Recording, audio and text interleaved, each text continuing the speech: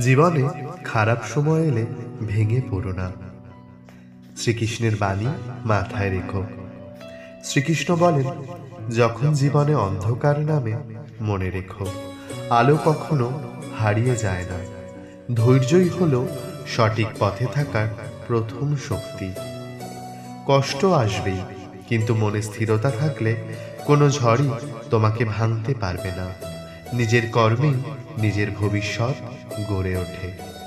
যা তোমার ভাগ্যে আছে তা তোমার কাছেই আসবে, সময় মতো, ঠিকভাবে আসবে। তুমি শুধু সৎ পথে হাঁটা চালিয়ে যাও।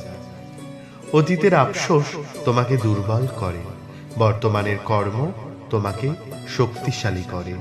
এখনই সিদ্ধান্ত নাও, তুমি কোনটাকে বেছে নেবে।